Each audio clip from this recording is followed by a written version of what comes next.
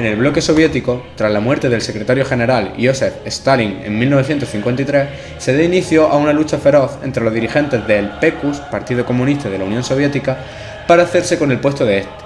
Uno de los hombres de mayor confianza de Stalin, Georgy Malenkov, asume en funciones el poder del partido y de la Unión. Malenkov se convirtió en presidente del Consejo de Ministros, pero tuvo que renunciar al secretariado el 13 de marzo debido a la oposición de otros miembros del Presidium. Nikita Khrushchev asumió el puesto de primer secretario en septiembre. Khrushchev lograría alzarse finalmente como el sucesor de Stalin y como el hombre más poderoso de la Unión Soviética.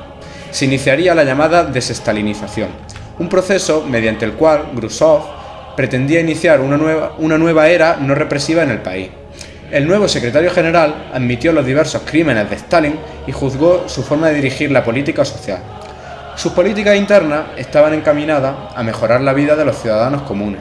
Se potenció la defensa nacional y el nuevo armamento.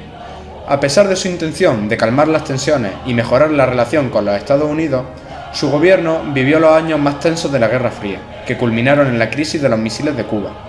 Durante su mandato se lograron los mejores resultados en la carrera espacial y grandes avances sociales con su política liberalizadora.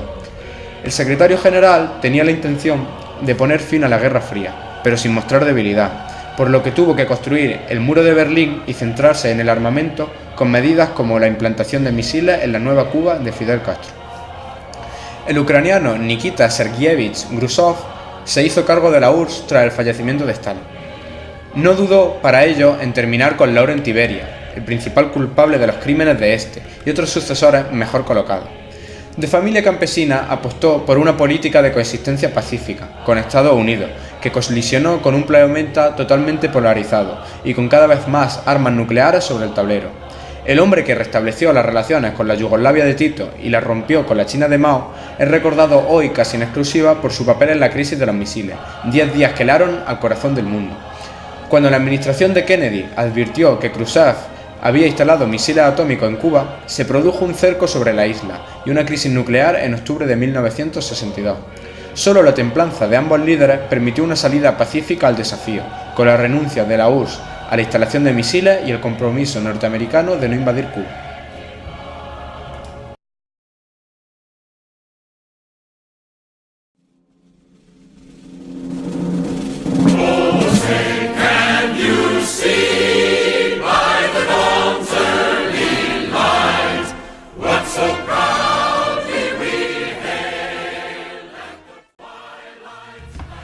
Ahora hablaremos del bloque de Estados Unidos y empezaremos hablando por uno de sus presidentes, el cual es Harry S. Truman, el cual nació el 8 de mayo de 1884 y falleció el 26 de diciembre de 1972. Fue el 33º presidente de los Estados Unidos desde 1945 hasta el 1953.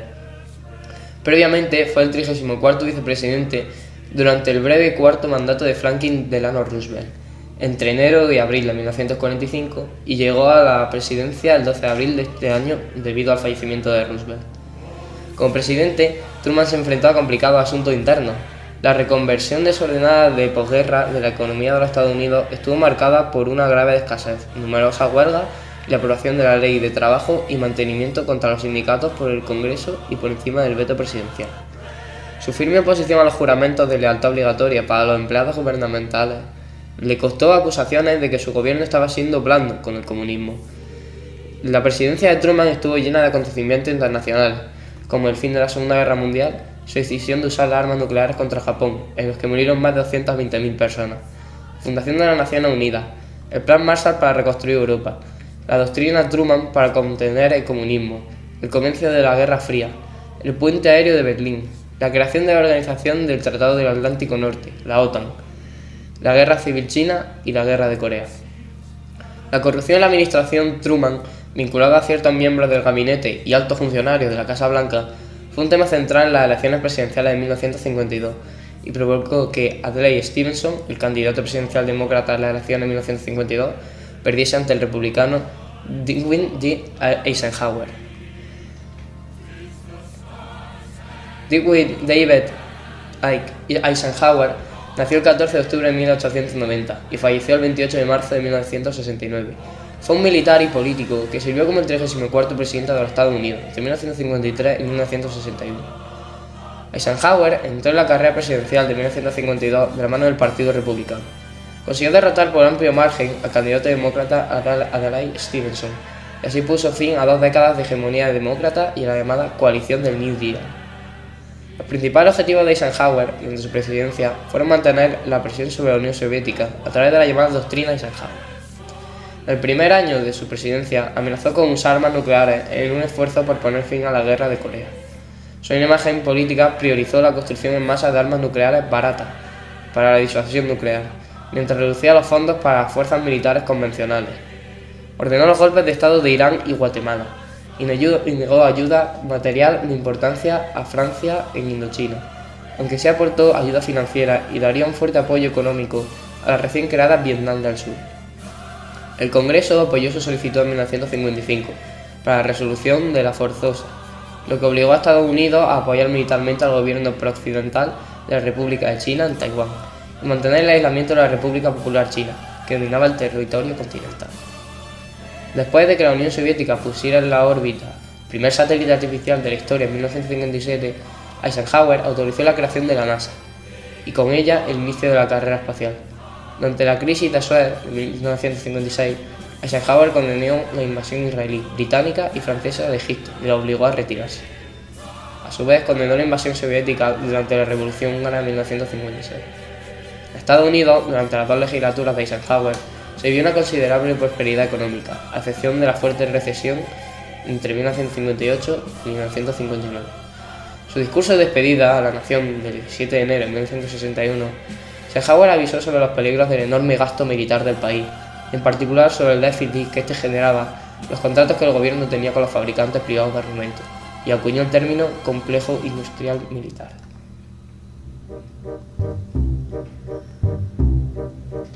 John Fitzgerald Kennedy, nacido el 29 de mayo de 1957 y asesinado el 22 de noviembre de 1963, fue el 35º presidente de los Estados Unidos.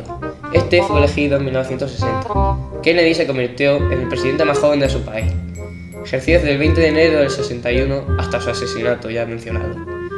Durante su gobierno tuvo lugar la invasión de la bahía de Cochinos.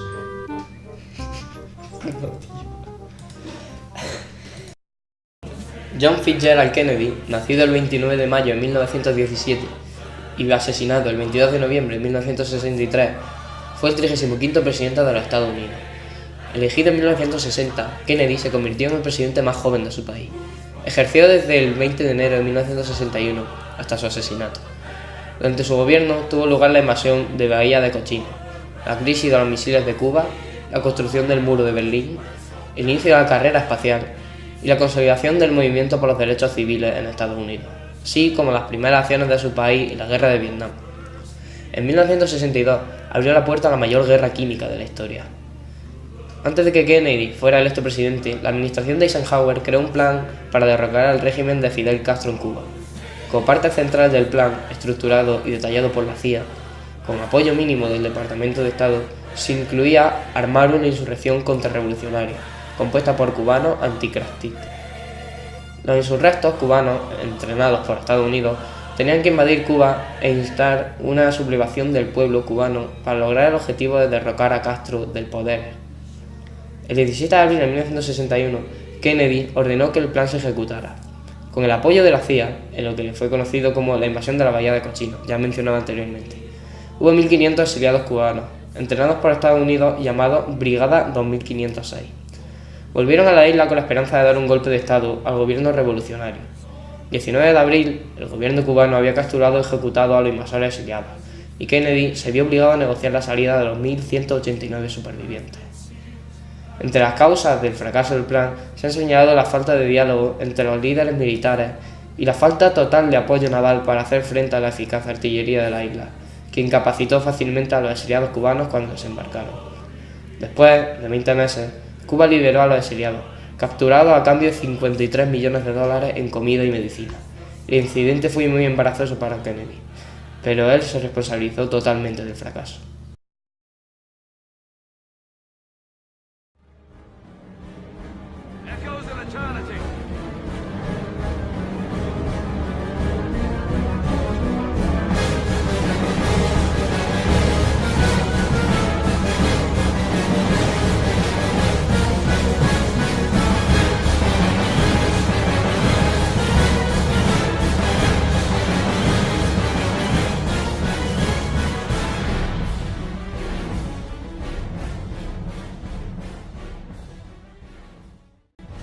finalizar la Segunda Guerra Mundial, las naciones vencedoras, la Unión Soviética, Reino Unido y Estados Unidos, teniendo como jefes de gobierno a Joseph Stalin, Winston Churchill y Franklin Delano Roosevelt, respectivamente, firmaron los acuerdos de Yalta y se repartieron en Europa.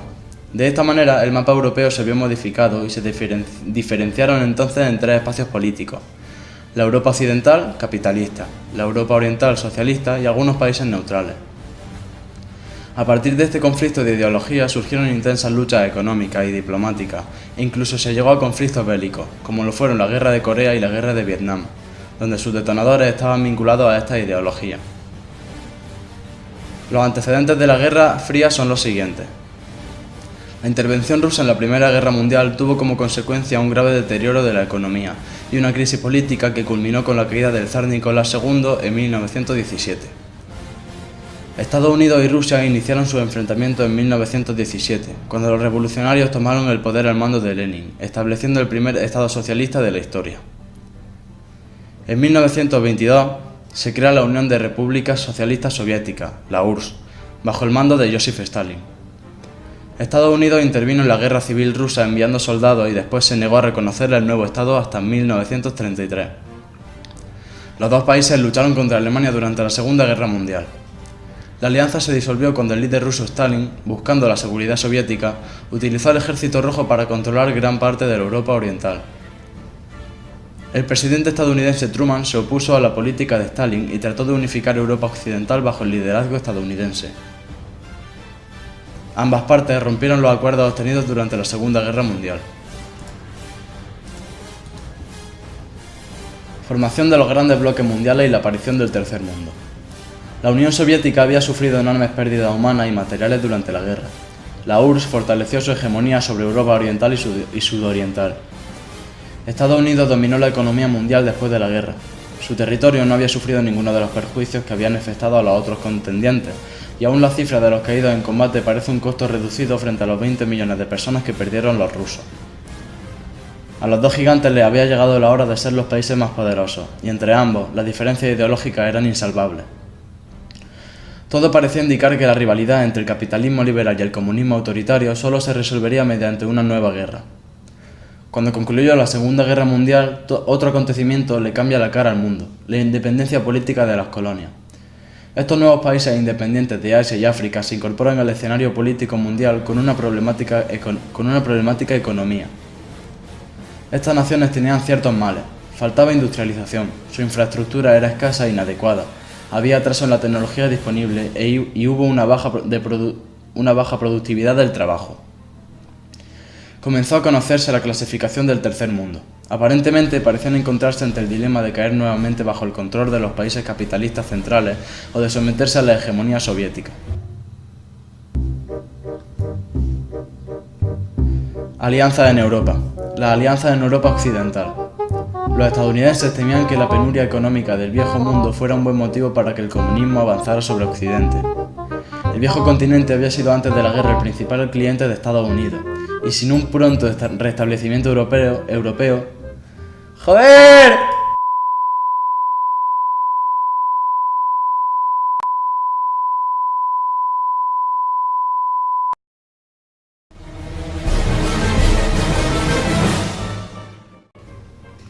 Alianzas en Europa. Las alianzas en Europa occidental. Los estadounidenses temían que la penuria económica del viejo mundo fuera un buen motivo para que el comunismo avanzara sobre Occidente. El viejo continente había sido antes de la guerra el principal cliente de los Estados Unidos, y sin un pronto restablecimiento europeo, la prosperidad de los Estados Unidos no estaría asegurada. En 1947, el secretario Marshall decidió poner en marcha un amplio plan de ayuda económica y tecnológica destinado a reconstruir Europa. Los Estados Unidos estaban dispuestos a entregar los fondos necesarios para el restablecimiento de la economía. Se invitó entonces a la Unión Soviética y a sus países satélites a participar en el plan, pero el ofrecimiento no fue aceptado. A partir de ese año, los países europeos beneficiados por la aplicación del plan realizaron notables progresos. En pocos años, duplicaron la producción industrial de preguerra.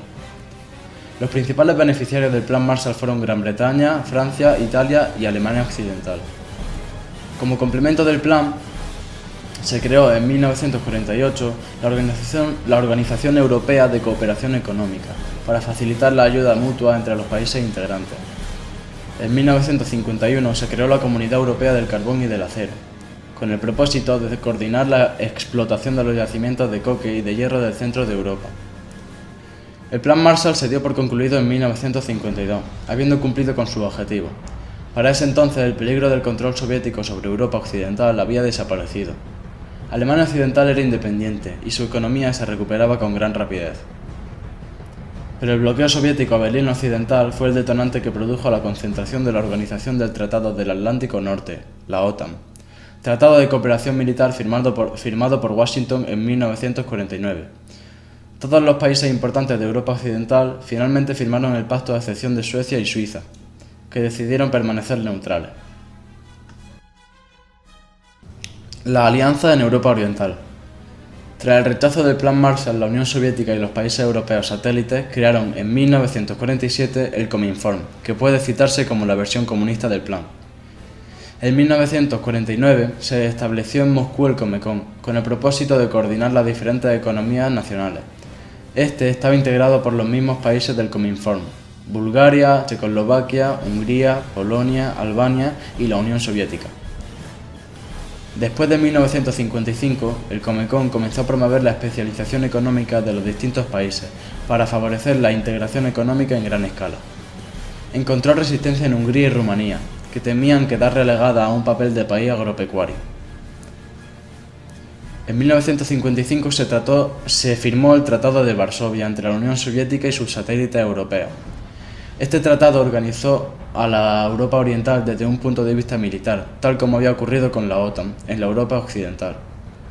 En 1956 se dividió Cominform para el reingreso de Yugoslavia a la órbita soviética. En 1968, Albania se retiró del Tratado de Varsovia. Había roto relaciones con la Unión Soviética en 1961 y del Comecon. La división entre el bloque de las democracias liberales y el bloque de las naciones socialistas quedaba así consolidado.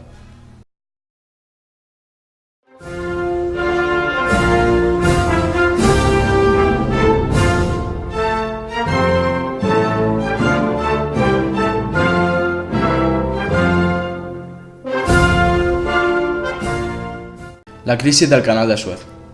La crisis de Suez, o llamada también Guerra del Sinaí, fue un conflicto que se desarrolló en plena Guerra Fría. Conozcamos los acontecimientos que llevaron al inicio de esta crisis.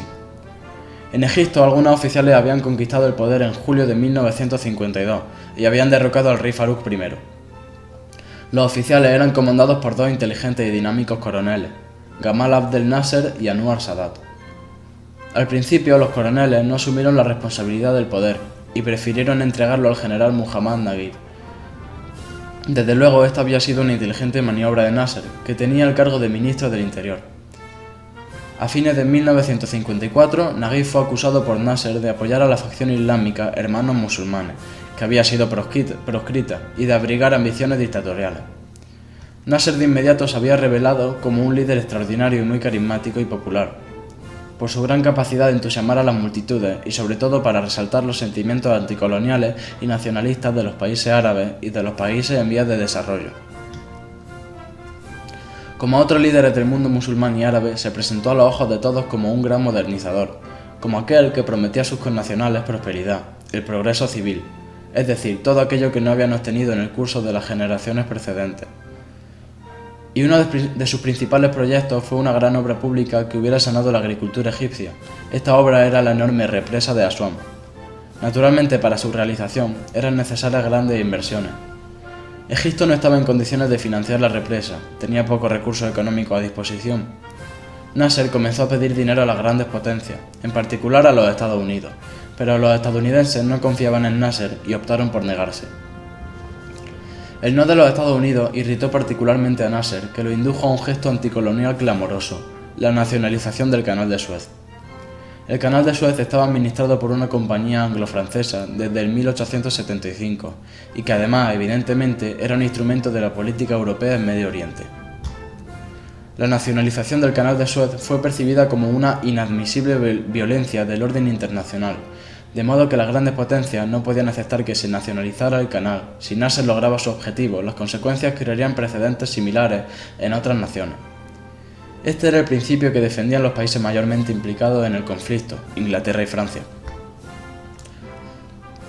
Iniciaron una serie de tratativas diplomáticas, sobre todo en Londres, entre los países que administraban el canal, con la esperanza de llegar a una solución que beneficiara a las dos partes. Pero Nasser resistía con tenacidad al hecho de cambiar de idea. Para tener un cuadro general de la situación, tenemos que considerar otro protagonista importante de esta historia, Israel, que en los años precedentes se había consolidado en la región. Llegando al poder, Nasser había hecho una fuerte política anti-israelí, además porque estaba convencido que estos sentimientos contra el Estado de Israel podrían representar una buena estrategia para unir a las naciones árabes en un único sentimiento nacionalista. Una de las acciones de esta política anti-israelí de Nasser fue bloquear el Golfo de Aqaba y el puerto israelí de Eilat, amenazando de este modo la economía del Estado de Israel. Después de discutir esta decisión, los israelíes decidieron pasar al ataque con una acción preventiva. Hay que recordar que el ejército israelí estaba formado por jóvenes oficiales que habían adquirido su experiencia en combate tanto en la Segunda Guerra Mundial, combatiendo junto a los británicos, como en la Primera Guerra Árabe-Israelí de 1948. Eran generales muy válidos, uno sobre todo, Moshe Dayan, que había asumido un rol importante en el ejército.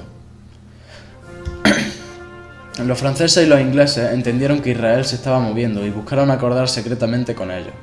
Un plan político, diplomático y militar. La reunión se desarrolló en Sèvres, Francia, el 22 y 23 de octubre. El plan era el siguiente. Israel atacaría a Egipto, Francia e Inglaterra habrían expresado su neutralidad y luego habrían dado un ultimátum a las dos naciones, y en particular a Egipto. Después, para garantizar la paz, por decirlo de algún modo, tomarían nuevamente el canal de Suez. Y así fue. El ejército israelí atacó las posiciones egipcias en la península del Sinaí, el 29 de octubre. Gran Bretaña y Francia lanzaron en un ultimátum un día después exigiendo el cese de las hostilidades en ambos bandos. La retirada de las tropas a 16 kilómetros de distancia del canal en 12 horas y el consentimiento para que esta zona fuera ocupada por fuerzas anglo-francesas. Dado que el gobierno egipcio se negó a aceptar los términos impuestos, los británicos bombardearon los aeródromos egipcios el 31 de octubre y destruyeron su fuerza aérea cuando se cumplió el plazo previsto en el ultimátum. La opción mundial criticó la acción anglo-francesa.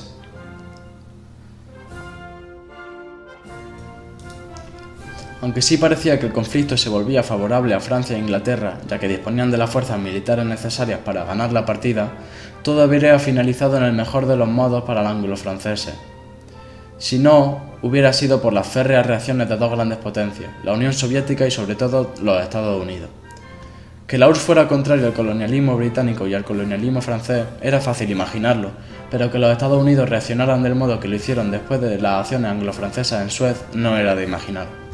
Sin embargo, en Estados Unidos se convencieron que una acción decididamente colonialista habría puesto al Occidente en dificultad, de frente a los países en vía de desarrollo del tercer mundo, y Estados Unidos propuso dos resoluciones que fueron aprobadas por unanimidad en la Asamblea General de Naciones Unidas, celebrada del 2 al 4 de noviembre. El cese de las hostilidades y la retirada israelí del territorio egipcio y el envío de una fuerza de emergencia de Naciones Unidas a Egipto para supervisar la retirada de todas las tropas extranjeras. Gran Bretaña y Francia no hicieron caso de estas resoluciones, y entre el 4 y el 6 de noviembre, fuerzas aerotransportadas y anfibias anglo-francesas alcanzaron las proximidades del canal, derrotaron a las tropas egipcias y comenzaron a avanzar a través del mismo.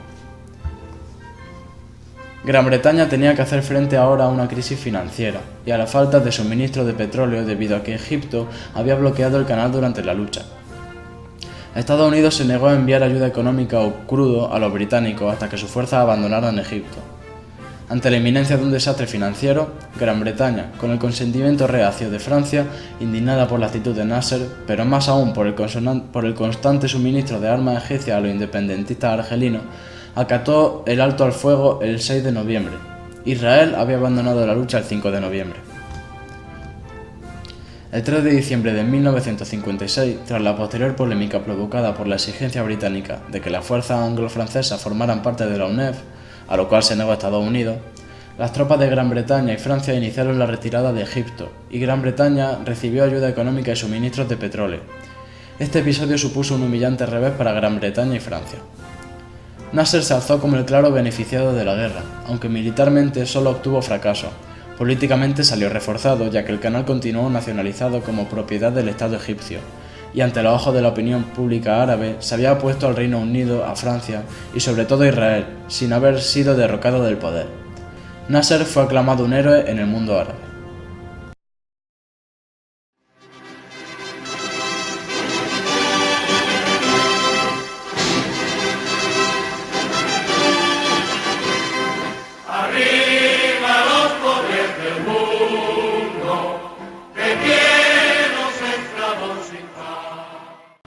La crisis de los misiles de Cuba. El 16 de octubre de 1962 comenzó la crisis de los misiles en Cuba, también conocida como la crisis de octubre, un episodio que puso al mundo al borde de una catástrofe nuclear. La situación política que llevó a esto tuvo sus raíces en el propio triunfo de la Revolución Cubana de 1959. Pero, ¿qué fue esta revolución? La Revolución Cubana fue un movimiento popular que derrocó al gobierno del dictador Fulgencio Batista en enero de 1959. Con el proceso revolucionario se implantó en Cuba el sistema socialista, con un gobierno siendo liderado por Fidel Castro. La revolución vinculó a la isla caribeña política y económicamente con la Unión Soviética. Antes de 1959, Cuba era un país que vivía bajo una fuerte influencia de los Estados Unidos. La industria de azúcar y gran parte de los hoteles estaban dominados por grandes empresarios norteamericanos. Después de una economía basada en el capitalismo y con gran y fuerte dependencia de los Estados Unidos, la población sufría de una alta tasa de desigualdad social. Era una isla en la que la gran parte de su población vivía en pobreza. Todo este contexto generó gran insatisfacción en las capas más pobres y llanas de la sociedad, que era la inmensa mayoría, ya que su situación nunca mejoraba mientras que los ricos se volvían cada vez más ricos. El gobierno de Fulgencio también era negligente con las necesidades básicas de toda la población, y también era conocida su brutalidad que utilizaba para reprimir a sus adversarios políticos. Cuba sufría por los altos niveles de inflación generados tras la Primera Guerra Mundial, y con una economía basada en el monocultivo de la caña de azúcar. Los Estados Unidos, siendo su comprador casi exclusivo, la Gran Depresión de 1929 dejó en claro que la situación en Cuba era muy frágil, ya que el 70% de su economía era controlada por el capital de estos inversores norteamericanos. Con toda esta situación, un grupo de guerrilleros se unió con la intención de tomar el poder y hacer que Cuba pudiera convertirse en una nación donde todos vivirían bien, de manera decente. En 1952, el presidente Fulgencio Batista asumió el poder a través de un golpe de Estado apoyado por los norteamericanos. Batista instaló un régimen corrupto y violento de idea capitalista, con grandes desigualdades sociales, donde los privilegios los tenían los más ricos y la mayoría de la población que era pobre vivían en precarias situaciones. Paralelamente a eso, ocurrieron varias huelgas y revueltas, siempre partiendo del proletariado que se unía y del movimiento estudiantil que ganaba fuerza. Las primeras acciones se hicieron sentir los ataques e intentos de tomar el cuartel Moncada y Carlos Manuel de Céspedes, el 26 de julio de 1953. La acción conjunta falló, lo que resulta en la muerte de varios combatientes, estudiantes en su mayoría jóvenes, y la detención de otros tantos. Entre los detenidos se hallaba Fidel Castro, recién graduado como abogado por la Universidad de La Habana. Otros movimientos de revuelta también intentaron ataques aislados, pero todos fracasaron. Fidel Castro fue a prisión, donde sería liberado 2 años más tarde, y se exilió en México. En este país, durante su exilio, Fidel Castro organizó a un grupo de guerrilleros con el apoyo revolucionario de Ernesto el Che Guevara, Camilo Cienfuegos y su hermano Raúl y numerosos voluntarios más. En 1954 fundó el 26, el Movimiento Revolucionario de Julio, constituido en un principio por solamente 80 guerrilleros. En 1956, Fidel Castro y su grupo se instalaron en los bosques de Sierra Maestra. Los combates con las fuerzas del gobierno fueron intensos y varios guerrilleros murieron o fueron arrestados. Sin embargo, Fidel Castro y Ernesto el Che Guevara no desistieron e incluso con su grupo pequeño continuaron la lucha. Comenzaron a usar transmisiones de radio para divulgar las ideas revolucionarias y conseguir el apoyo de la población cubana. Sierra Maestra funcionaba como una sede y en la iniciativa de Ernesto el Che Guevara fue creado en el bosque un sistema rudimentario para la producción de pan y carne para alimentar a las tropas, artículos de piel seca para los soldados e incluso una pequeña prensa donde eran editados manifiestos y hasta un periódico del bosque. a veces incluso abierto a la crítica como su dureza, especialmente en la figura del Che Guevara. Promovido a la cabeza de una columna, el Che era conocido por su conducta ejemplar y por exigir no menos que eso de sus soldados. Pero lo que realmente molestó al mundo capitalista fue el hecho de que el Che Guevara, que era un declarado y fuerte marxista, se había convertido en una importante voz junto a Fidel Castro y cada vez más sus ideas tenían repercusión. Los guerrilleros lograron el apoyo de mucha gente. Esto ocurrió debido a la desilusión con Fulgencio Batista y a las pésimas condiciones sociales, salarios bajos, desempleo, falta de tierra, analfabetismo y enfermedades que sufría la población.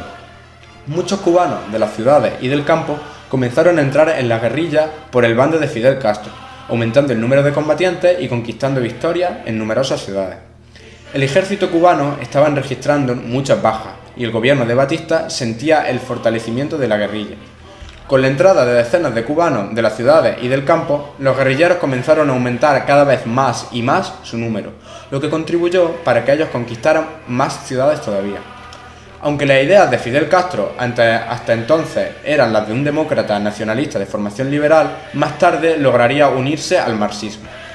En 1958, percibiendo que la dictadura de Fulgencio Batista estaba ya prácticamente en ruinas, los Estados Unidos suspendieron su apoyo militar al gobierno cubano. La victoria se hizo evidente cuando, ya cerca de la capital, los rebeldes interceptaron y tomaron un tren blindado repleto de material bélico que no llegó a su destino. Este fue un importante contragolpe que las fuerzas revolucionarias impusieron a la dictadura de Fulgencio, que depositaba en ese tren su última fuerza realmente significativa.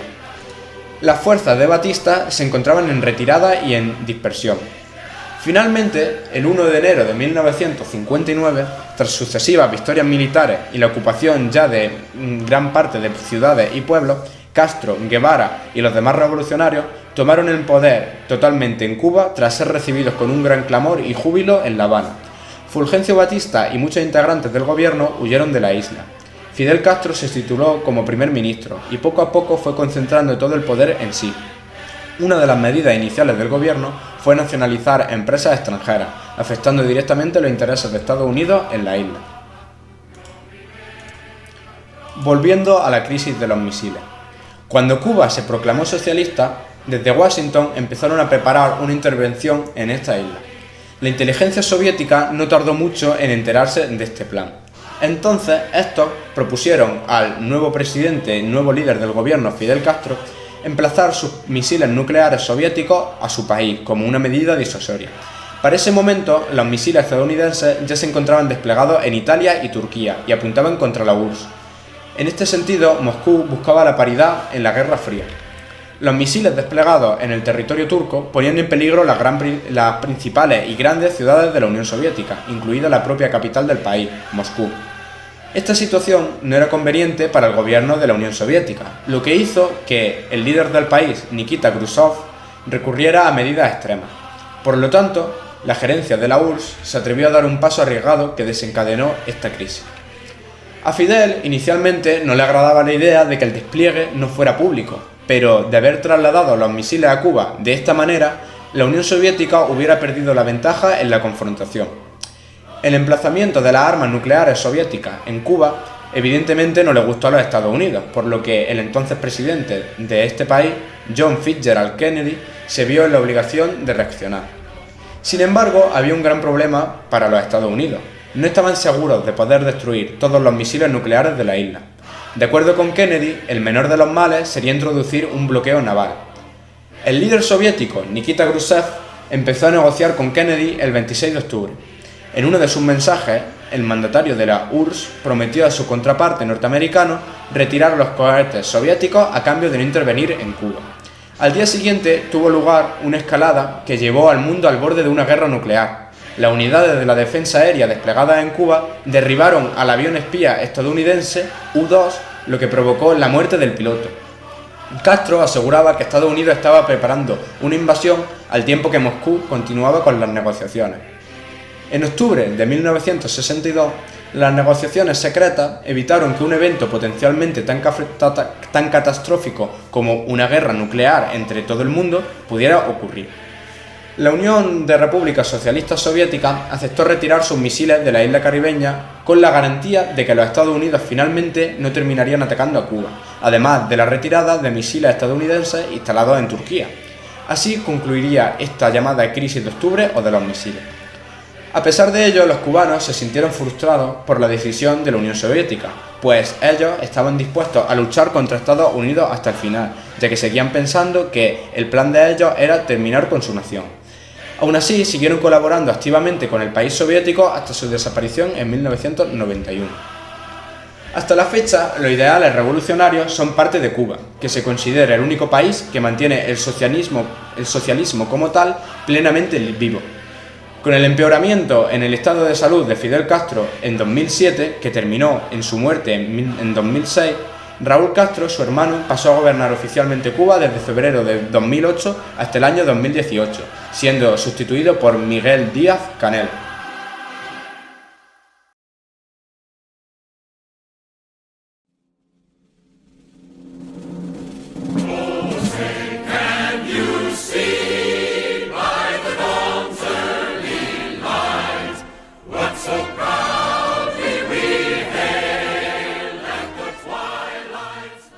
El asesinato de Kennedy tuvo lugar el 22 de noviembre de 1963 en Dallas, Texas, Estados Unidos, a las 12:30 p.m. Kennedy fue mortalmente herido por disparos mientras circulaba con el coche presidencial en la Plaza Daly.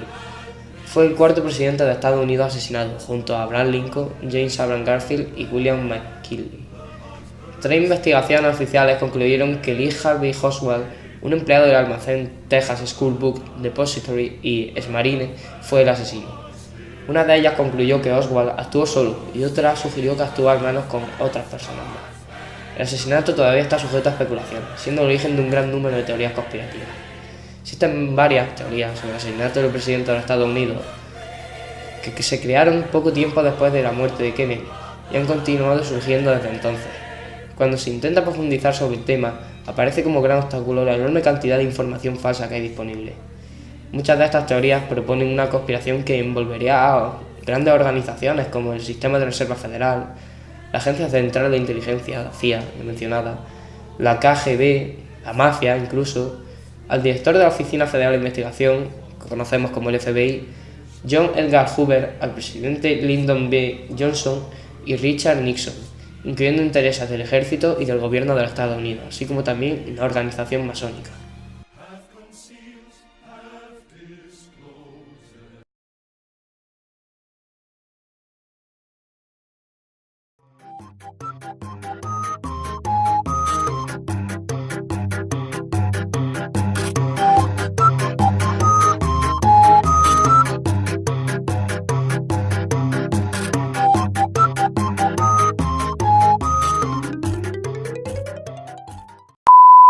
Y también era conocida por la brutalidad que utilizaba para reprimir a sus adversarios políticos. Cuba sufría por los años... Joder. Y sin un pronto restablecimiento europeo, la prosperidad de los Estados Unidos.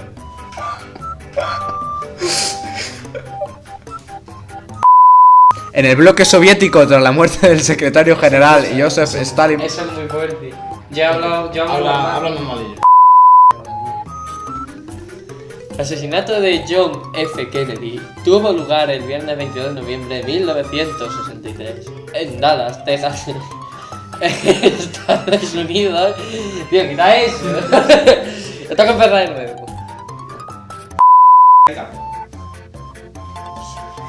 ¿No lo ha oído?